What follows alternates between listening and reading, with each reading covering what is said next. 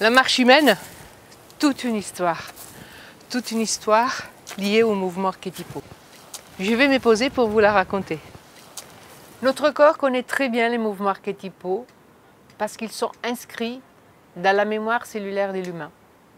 Ces mouvements ils commencent très tôt, déjà in utero, avec la succion du pouce. Et après, à la naissance, ils commencent à s'articuler à un mouvement de plus en plus complexe, comme par exemple le rouler, le ramper, la marche à quatre pattes, pour préparer l'acquisition de la posture bipède et la marche croisée. Oui, la marche croisée, parce que l'humain, il est capable de marcher en croisant les deux ceintures. Révisiter à l'âge adulte ces 12 mouvements archétypaux permet de peaufiner notre posture, mais également d'améliorer notre gestuelle et surtout notre voix. C'est pour cette raison qu'on propose ces mouvements comme une gymnastique biologique à des artistes, à des danseurs, à des acteurs, à des chanteurs, pour essayer justement d'améliorer leur expression. Donc les reprojeter avec tous les détails qui appartiennent à ces mouvements et surtout les reprojeter de manière consciente permet pas seulement d'améliorer la posture et l'expression gestuelle, mais surtout d'accéder à des mémoires très profondes qui ne sont pas toujours intégrées au niveau cortical. Allons donc voir ensemble l'enchaînement des 5 premiers mouvements archétypaux qui, à l'image de 7 notes de musique, permettent d'enchaîner et d'articuler tous les mouvements plus complexes du corps. Ce premier mouvement archétypal met en jeu 3 articulations. Les genoux, la cheville et les gros orteils. Ces 3 grandes articulations vont se relier sur un plan sagittal qui met en place leur dynamique cohérente. En même temps, ces premiers mouvements activent le fascie lingual.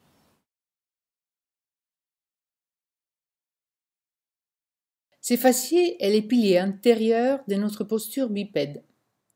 Et lorsqu'on met en contact les pouces avec les gros orteils, en fait, on met en tension cette chaîne musculaire fondamentale pour notre posture.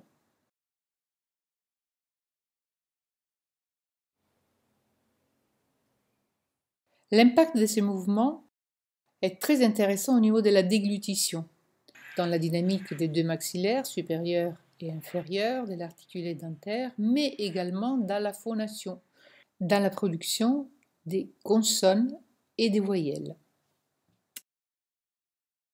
Le deuxième mouvement archétypal permet l'ouverture du bassin.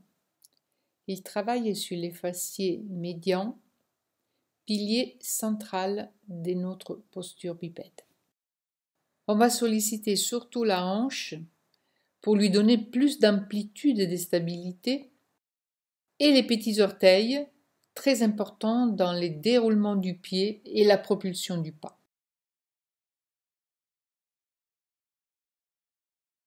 Ce mouvement est très important pour redonner au bassin tout son rôle de moteur de la marche.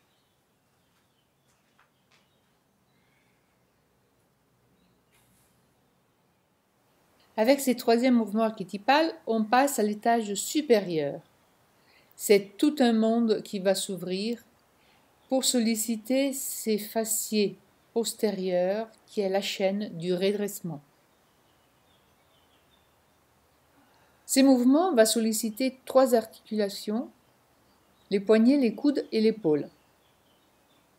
La rotation de la tête sollicite l'ouverture du thorax au niveau des clavicules et travaille également sur les petites articulations du thorax, l'articulation qui relie l'omoplate à la clavicule au sternum et l'omoplate à l'humérus.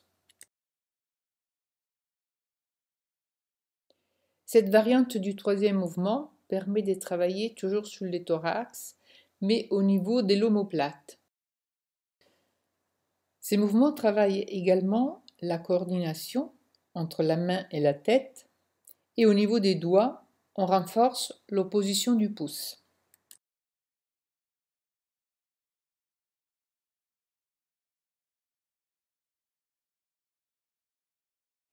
Le quatrième mouvement engage l'activité du bras et de la jambe en homolatéral pour commencer à dessiner l'axe du corps, bien qu'au niveau de la colonne, on sollicite surtout les vertèbres dorsales.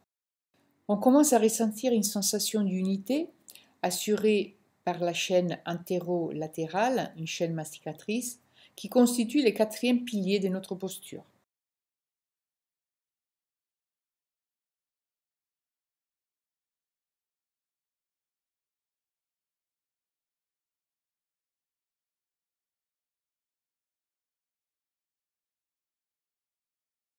Avec ce cinquième mouvement, on arrive à mettre en place ces potentiels extraordinaires qui a l'humain de croiser les deux ceintures, donc ces bras et jambes opposés qui vont travailler en essayant de coordonner leur dynamique.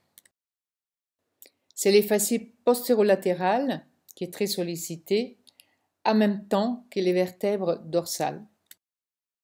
Nous sommes enfin prêts pour nous déplacer dans l'espace et articuler à partir de ces 5 mouvements de base tous les mouvements plus complexes de l'humain. Nous voilà donc prêts pour rouler, ramper, marcher à 4 pattes et nous mettre enfin debout.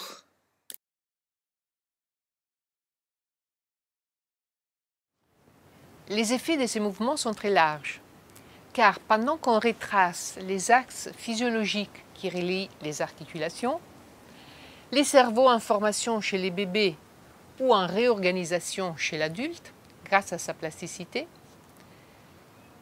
retracent tous les réseaux neurologiques qui vont permettre de prendre en charge par la suite les mouvements volontaires.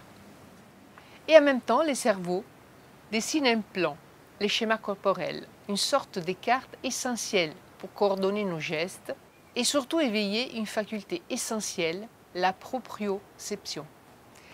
Cette faculté assure la qualité de nos gestes et l'authenticité de notre expression, gestuelle et sonore, à rapport avec un plan, un schéma corporel conforme à la réalité anatomique. Aujourd'hui, on sait que beaucoup de problèmes de latéralisation, de mauvaise coordination des gestes sont liés à un schéma corporel pas tout à fait authentique, pas tout à fait intègre. Les redessiner, c'est donc fondamental.